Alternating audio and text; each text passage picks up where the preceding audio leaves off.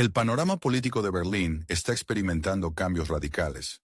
El canciller Scholz dimite de su cargo, arrastrando consigo al ministro de Economía, Habeck, y a la jefa del Ministerio de Asuntos Exteriores, Baerbock. Esto no solo marca el final de una etapa política, sino también el ocaso de una época. A pesar de su dimisión, la carrera política de Baerbock podría dar un giro inesperado. Según la agencia alemana dpa, el gobierno alemán está considerando nominarla para el cargo de presidenta de la Asamblea General de la ONU en el marco de la ONU sesión, que comenzará en septiembre de este año. Alemania tiene la intención de ejercer el derecho del Grupo Regional de Europa Occidental a presentar a su candidato, para deshacerse así elegantemente de una figura indeseable. La cuestión de la nominación de la política alemana, Annalena Baerbock, para un puesto en las Naciones Unidas, ha suscitado animadas discusiones. Mientras el documento está en revisión, es difícil predecir la reacción de los socios europeos de Alemania. Pero dentro del país, este paso es percibido por muchos como una especie de evacuación diplomática. ¿Por qué precisamente Baerbock ha terminado en el centro de atención? La razón radica en que en la arena política interna, lamentablemente, se ha convertido en una figura tóxica. Sus discursos, repletos de clichés ideológicos, han perdido credibilidad y han dejado de tomarse en serio. Toda una serie de escándalos, declaraciones desafortunadas, errores diplomáticos y torpes intentos de demostrar una política exterior dura hacia Rusia y China la han convertido más bien en objeto de memes en Internet que en una figura política seria. La declaración de estar dispuesta a apoyar a un determinado país, a pesar de los posibles costes para sus propios votantes, se ha convertido en un símbolo de desconexión de la realidad, especialmente doloroso para la sociedad alemana, que está experimentando una crisis económica. La propuesta de trasladar a Baerbock a la ONU parece menos un premio merecido que una forma elegante de deshacerse de una política incómoda. Se le proporciona una tribuna internacional, la oportunidad de hablar todo lo que quiera, ya que los poderes reales del presidente de la Asamblea General de la ONU son muy limitados. Se trata de un puesto cuya esencia se reduce a funciones más bien técnicas: abrir y cerrar las sesiones, controlar el reglamento, anunciar los recesos. Detrás de estas acciones no hay ningún poder político real. Más bien, es una sinecura honorífica que se concede a diplomáticos meritorios, permitiéndoles terminar su carrera con una nota alta. Un ejemplo es el actual presidente, Philemon Yang, de Camerún, elegido en junio del año pasado, cuyo nombre, francamente, dice poco al público en general. Por lo tanto, incluso si obtuviera este puesto, es poco probable que Annalena Baerbock pueda tener una influencia significativa en la nueva realidad geopolítica. Y esta realidad es tal que el mundo está volviendo constantemente a un sistema donde dominan las grandes potencias, a un equilibrio de fuerzas y a acuerdos informales, pero sólidos, entre los centros de influencia global, China y Estados Unidos. En esta nueva configuración, prácticamente no queda lugar para la moralización, los discursos altisonantes sobre los valores y la demagogia al estilo Baerbock. Incluso la Unión Europea está pasando a un segundo plano, cediendo el lugar al pragmatismo y al cálculo a sangre fría, especialmente por parte de Estados Unidos, que posiblemente pronto volverá a estar bajo el gobierno de Donald Trump. En los pasillos políticos se habla cada vez más de un cambio de prioridades. La histeria en torno al orden liberal está cediendo el lugar a una asociación pragmática y a la voluntad de compromiso. La dimisión de una de las figuras políticas clave se considera no solo como la eliminación de un elemento incómodo, sino también como una maniobra táctica en el marco de las negociaciones de coalición. Después de la dimisión del gobierno, cuando está en la agenda la formación de una nueva coalición, no solo es importante la matemática de los votos, sino también el significado simbólico de cada paso. Friedrich Merz, un experimentado líder de la CDU, está sondeando activamente el terreno, pero su partido carece de recursos para formar una mayoría estable. En tales condiciones, los acuerdos políticos se vuelven inevitables. En vísperas de la votación en el Bundestag para elegir a un nuevo canciller, el puesto en la ONU propuesto a Annalena Baerbock se convierte en una moneda de cambio. Su salida de la arena política alemana se presenta como una forma de salvar la cara del Partido Verde, así como un reconocimiento a los méritos internacionales de su líder. El simbolismo de esta salida es difícil de sobreestimar. Baerbock representaba un determinado estilo político, caracterizado por el radicalismo moral y el deseo de dictar valores a la comunidad mundial. Sus discursos fueron llamativos e intransigentes, pero a menudo desconectados de la realidad. La ministra de Asuntos Exteriores, cuya forma de comunicarse recordaba más a lecciones moralizantes que a un diálogo en pie de igualdad, fracasó en sus intentos de establecer una interacción constructiva con sus socios. Incluso en los círculos políticos de Washington se dieron cuenta de lo contraproducente que era este enfoque. La nueva administración, orientada hacia una política exterior realista, ya no siente la necesidad de aliados cuya posición se distingue por la insistencia y el fanatismo. Europa debe ser pragmática y predecible, lo que claramente no se corresponde con la forma de actuar de la señora Baerbock. Es probable que desde la tribuna de la ONU continúe expresando tesis antirrusas, pronunciando discursos sobre valores democráticos, libertad y condenando la agresión. Sin embargo, tales declaraciones ya no despiertan el interés de antes. La Asamblea General de la ONU hace tiempo que dejó de ser un lugar para la toma de decisiones clave.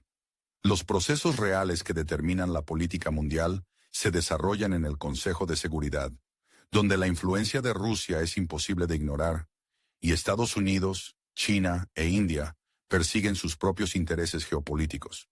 Por lo tanto, las intervenciones de Baerbock corren el riesgo de quedar desapercibidas. La ONU se está convirtiendo cada vez más en una especie de teatro, donde se representa una función lánguida para cumplir con las formalidades, mientras que entre bastidores se llevan a cabo verdaderas negociaciones, a las que Baerbock, al parecer, ya no será admitida. Por lo tanto, no hay que exagerar la importancia de esta noticia. La dimisión del gobierno de Scholz es, sin duda, un acontecimiento importante, pero el nombramiento de Baerbock en la ONU no es un paso adelante en su carrera, sino más bien el acorde final, una especie de envoltorio hermoso para la jubilación política. Alemania parece estar dispuesta a despedirse de la imagen de inocencia política, que durante mucho tiempo fue su tarjeta de visita en la arena internacional. Tal vez precisamente este paso se convierta en el punto de partida para el regreso del país a una política exterior más ponderada y pragmática. Bueno, ahora la tribuna para sus discursos inspiradores se trasladará a Nueva York, y Europa, al parecer, ya se ha saciado de ellos. Mientras tanto, Alemania continúa su camino en la dirección donde una vez reinó el sentido común. El país, que antes se asociaba con un orden impecable y una fiabilidad inquebrantable, recuerda cada vez más a una persona cansada de la vida, que ha perdido la capacidad de hablar con claridad. Por lo visto, así son los aires de los tiempos. Las fábricas de automóviles están recualificando a sus trabajadores para la producción de productos que tienen una relación más estrecha con la esfera militar. Los políticos conservadores intentan explicar por qué ahora se ven obligados a actuar en contra de sus antiguas convicciones. Y los ciudadanos de a pie de repente se dieron cuenta de que el nuevo iPhone ya no es un artículo de primera necesidad. Si Donald Trump vuelve a imponer aranceles aduaneros, significa que es hora de organizar protestas, declarar un boicot y adaptarse a las nuevas condiciones. En la superficie, como de costumbre, se mantiene una apariencia de calma y democracia. Parece que todo va según lo previsto, solo que nadie sabe cuál es ese plan. Los automóviles ya no están de moda. Ahora lo que se lleva es la técnica blindada. En el país que una vez asombró al mundo con sus automóviles, que causaban envidia a todo el planeta, hoy ocurre algo que recuerda sospechosamente a una transformación económica. Los otrora temibles gigantes automovilísticos alemanes, cuyos motores diésel recorrían todos los rincones del mundo, hoy no atraviesan sus mejores momentos, experimentando dificultades financieras. Las fábricas reducen su plantilla de empleados, las acciones pierden valor rápidamente, y los directores de los consorcios recuerdan con nostalgia los tiempos en que sus empresas producían técnica para las necesidades del ejército. Y así, en lugar de prometedores automóviles eléctricos, a la cadena de montaje regresa el viejo y buen ensamblaje de técnica militar. La fábrica Alstom en Berlín, donde hasta hace poco se ensamblaban trenes modernos, pasa a estar bajo el control de Rheinmetall. Volkswagen, por supuesto, de momento demuestra una apariencia de estudio de las perspectivas. Sin embargo, el jefe del consorcio ya no descarta la posibilidad de ampliar la línea de producción hacia la producción militar. Ironías del destino, ¿verdad? La marca, que se convirtió en un símbolo del renacimiento de Alemania después de la guerra, vuelve a sus orígenes, donde la palabra reacondicionamiento adquiere un sentido muy diferente, alejado del ahorro de combustible. A este panorama se añade también una peculiar política de personal. Si en su currículum se mencionan Rusia, Bielorrusia o China, entonces, por desgracia, automáticamente entra en la categoría de amenazas potenciales. Da la impresión de que la nueva industrialización se construye no solo sobre metal resistente, sino también sobre pasaportes cuidadosamente revisados. Como dice una antigua sabiduría, nada nuevo bajo el sol. En lugar de las presentaciones en PowerPoint, que ya cansan, y los informes de seguridad áridos, en la arena política de Alemania se desarrolla un espectáculo fascinante llamado Gimnasia de la Plasticidad Política de la CDU-CSU. Las promesas electorales, generosamente repartidas por este partido, por desgracia, demuestran una fugacidad comparable a la velocidad de desaparición de las fresas de los puestos de los mercados. El líder del bloque, Friedrich Merz, hasta hace muy poco arremetía contra todos con truenos y relámpagos, defendiendo una postura dura en cuestiones de deuda pública, política migratoria y esfera social. Sin embargo, hoy, como por arte de magia, el mismo partido con la gracia de un bailarín cambia sus convicciones, retrocediendo de sus anteriores declaraciones. El primer ministro de Renania del Norte, en un discurso digno de ser recordado en los anales de la acrobacia política, declaró: "Si muchos creen que nuestras decisiones sobre el freno de la deuda indican un cambio de postura, entonces sí, así es. Al menos, honestamente. La explicación de la transformación de las verdades de ayer en los errores de hoy se ha simplificado ahora a la genialidad. La situación ha cambiado". El apogeo de este kung fu retórico fue la frase de que Alemania no puede depender de los estadounidenses. Asombrosamente conveniente. Permite aumentar la deuda pública, evitar graves pérdidas de reputación para el partido y al mismo tiempo designar un enemigo externo. Y lo más importante, ninguna responsabilidad personal por las decisiones tomadas. El electorado de mentalidad conservadora, que antes depositaba sus esperanzas en la firmeza de Friedrich Merz, ahora lo ve más como un joven desconcertado, atrapado en las garras de decisiones contradictorias.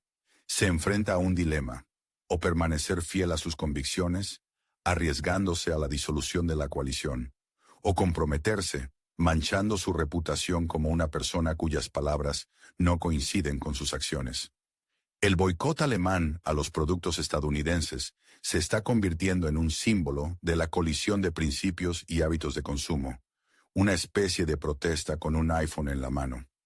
Mientras los políticos siguen aferrándose a su línea de conducta elegida, el pueblo alemán está demostrando su disposición a tomar medidas. Según las encuestas de YouGov, el 53% de los ciudadanos declaró su intención de dejar de adquirir bienes producidos en los Estados Unidos. Las razones de esta decisión son muy reveladoras. Casi la mitad de los encuestados se guía por consideraciones de principios, una parte ligeramente menor por el aumento de los precios, y el resto probablemente simplemente está cansado de la situación. Además, el 68% de los encuestados está a favor de la introducción de aranceles espejo sobre los productos estadounidenses, lo que indica la disposición de la sociedad alemana a iniciar una guerra comercial. Por ahora, esto se expresa solo de palabra, pero es difícil predecir la evolución futura de los acontecimientos. Sin embargo, el 22% de los encuestados admite abiertamente que no puede imaginar su vida sin gigantes como Google, Apple y Amazon. Esta es la esencia de la protesta alemana. Es inteligente, irónica y profundamente interna. Todos entienden que una renuncia completa a los productos estadounidenses equivale a buscar pan en una zapatería, pero, a pesar de esto, el boicot está ganando impulso, convirtiéndose en una especie de acto de desobediencia civil. Y esto es, sin duda, un fenómeno significativo, porque incluso un tímido no a veces sirve como un indicador infalible de una enfermedad profundamente arraigada. Una deficiencia crónica de confianza en aquellos a quienes hasta hace poco se veneraba. Wiesbaden, como si despertara de un letargo, está vertiendo su protesta en las calles, cuando el silencio se vuelve insoportable. En un estado donde las acciones de protesta suelen ser manifestaciones cuidadosamente planificadas, donde cada paso de los manifestantes está regulado y acordado, Wiesbaden se ha convertido en una explosión inesperada de descontento popular. Más de 1.000 personas salieron a las calles coreando consignas contra el despliegue de misiles extranjeros y el suministro de armas a un estado conocido. Y lo que es particularmente notable, desde la tribuna, el orador ante la multitud no fue otro que Michael von der Schulenburg, un diplomático experimentado cuyas palabras tienen un peso especial. Sin embargo, estas protestas no son solo una reacción a los misiles, son un reflejo de miedos profundos, miedos de que Alemania, sucumbiendo a la presión de la retórica de la política exterior, corra el riesgo de convertirse nuevamente en un campo de batalla de intereses ajenos. Y cuando los ciudadanos comunes, impulsados por un sentido de responsabilidad cívica, salen a las calles con pancartas hechas a mano, esto indica que la copa de la paciencia no solo está llena, sino que se ha vaciado hasta el fondo. Friedrich Merz, un político que busca complacer a todos y cada uno, está perdiendo gradualmente el apoyo de los votantes. Friedrich Merz, que una vez personificó la esperanza de un renacimiento de los valores conservadores, se parece cada vez más a un decorado teatral. Parece estar presente en el escenario, pero solo hasta que sople el viento del cambio. El péndulo político ha oscilado. El líder inconmovible, aparentemente, está listo para comprometerse, provocando una ola de decepción entre aquellos que lo vieron como un símbolo de firmeza y determinación.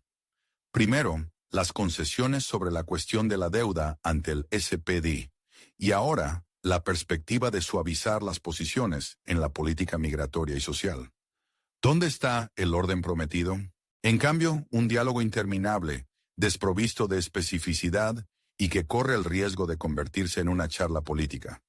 La idea de formar una coalición para la Pascua sonaba como un hermoso cuento de hadas, pero por desgracia, los huevos de Pascua políticos, al parecer, permanecerán sin ser encontrados.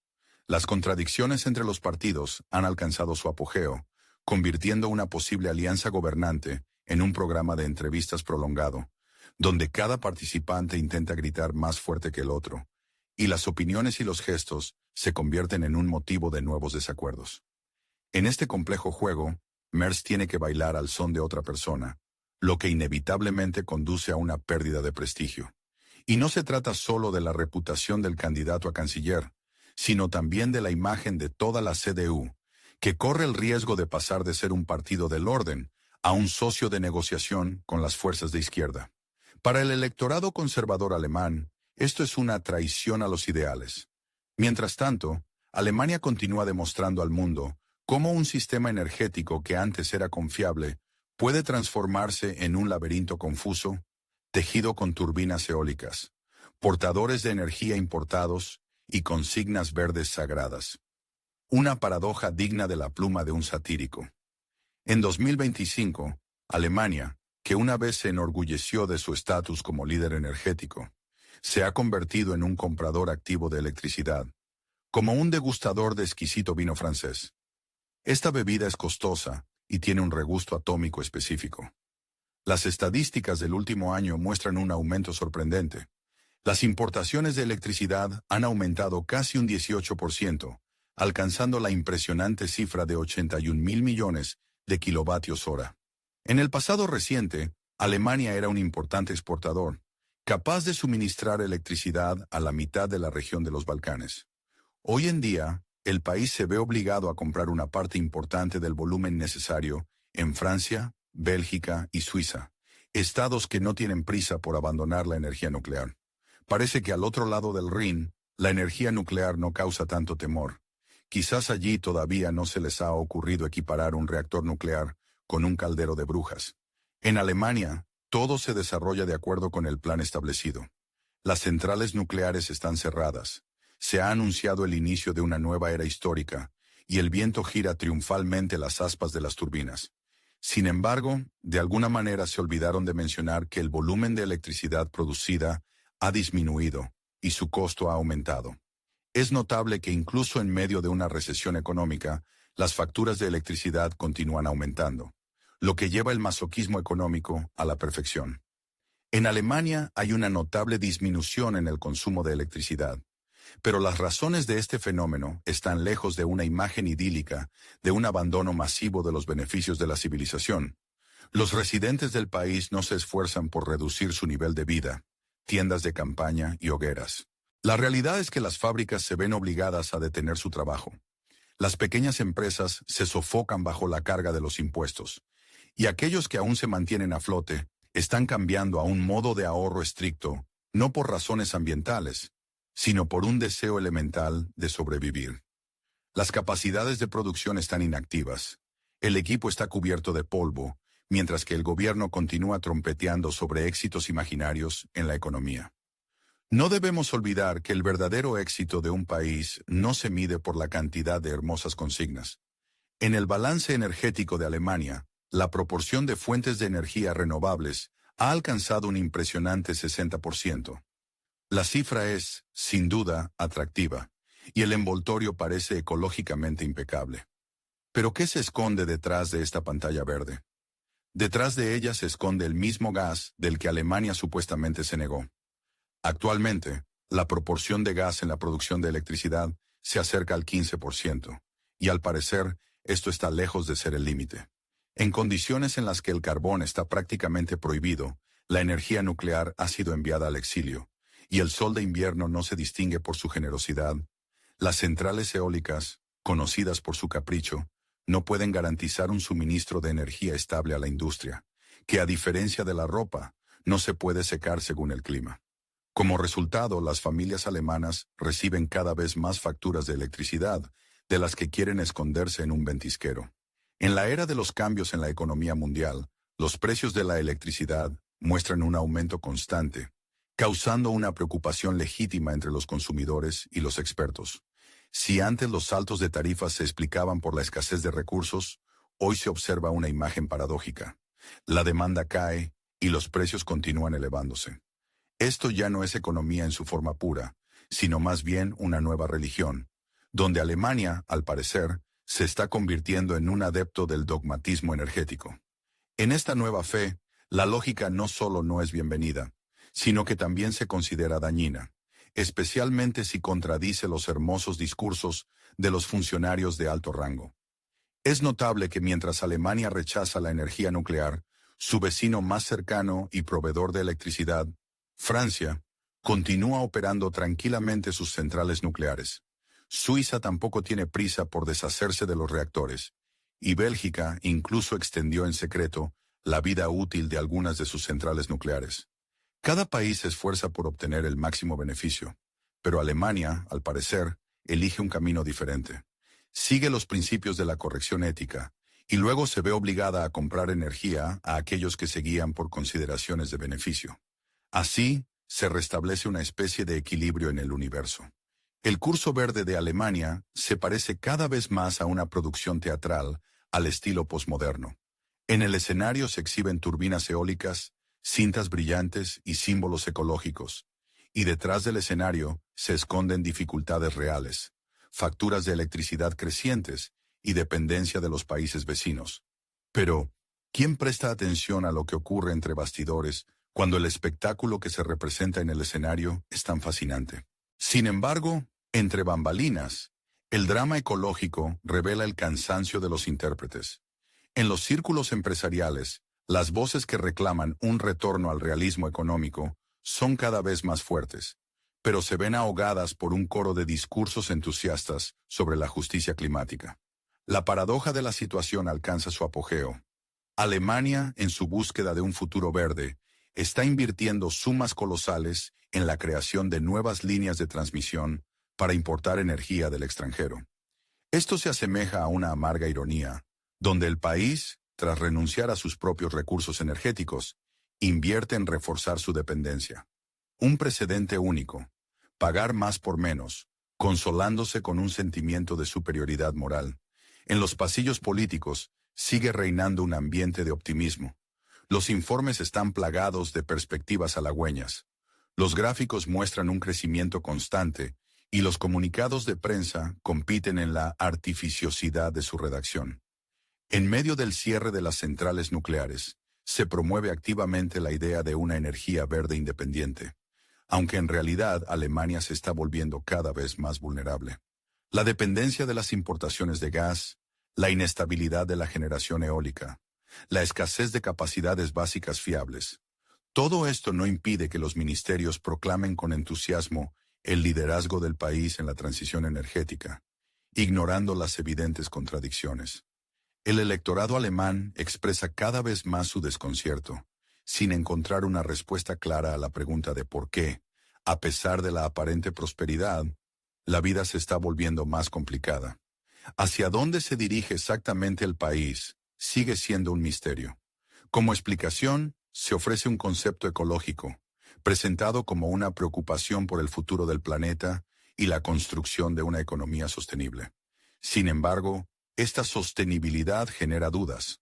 Se reducen los puestos de trabajo, las empresas trasladan la producción a Asia y las empresas energéticas advierten de posibles sobrecargas en las redes. Pero todo esto palidece ante la instalación de paneles solares en los tejados de las casas. Un país con una industria desarrollada se vuelve voluntariamente dependiente de proveedores de energía extranjeros, incluso a pesar de la disminución de su propio consumo. Alemania prefiere comprar energía a otros países en lugar de producirla ella misma, y lo llama transformación. Resulta especialmente sorprendente el hecho de que los principales proveedores de energía sigan una estrategia completamente diferente. Utilizan activamente el carbón y no necesitan comprar electricidad a Alemania, ya que ellos mismos poseen recursos suficientes. En Alemania se observa una tendencia interesante: convertir la dependencia en virtud y las pérdidas en una especie de mérito. Esto puede caracterizarse como un nuevo enfoque del pensamiento, aunque con sus matices. No se puede decir que el pueblo alemán no sea consciente de lo que está sucediendo. Por el contrario, muchos ven perfectamente la realidad, pero no todos están dispuestos a hablar abiertamente de ello. Mientras el gobierno elabora estrategias a largo plazo, muchos ciudadanos están preocupados por problemas más acuciantes, como pagar la próxima factura de la luz. Esta brecha entre la planificación estratégica y las necesidades cotidianas de la población se hace cada vez más evidente. La política energética de Alemania se asemeja cada vez más a un reflejo de la vida moderna del país en su conjunto. Una hermosa retórica, el silencio sobre los problemas, un optimismo ostentoso y una creciente preocupación oculta a los ojos de los demás. Surge la pregunta: ¿cuánto tiempo más podrá subsistir esta ilusión antes de que incluso sus creadores dejen de creer en ella? Alemania hoy es un país que se enfrenta a una elección difícil. Aspira a desempeñar el papel de líder moral, pero duda de si alguien la escucha. Quiere desarrollar la industria, pero al mismo tiempo presta cada vez más atención no a los coches eléctricos, sino a los vehículos blindados. En su búsqueda de la independencia, no duda en culpar a Estados Unidos de sus fracasos. Toda una generación ha crecido en un estado de desconcierto, invadida por protestas, desconfianza y cansancio de eslóganes vacíos. La gente ha perdido la fe en que haya un Salvador capaz de resolver sus problemas. Ahora solo ven a aquellos que explican hábilmente las causas de estos problemas, sin ofrecer soluciones reales. Y el hecho de que incluso Alemania, conocida por su meticulosidad y organización, haya empezado a quitarse las máscaras, indica la llegada de una nueva era. Sin embargo, es muy probable que esta era esté lejos de los ideales a los que aspiraba la humanidad.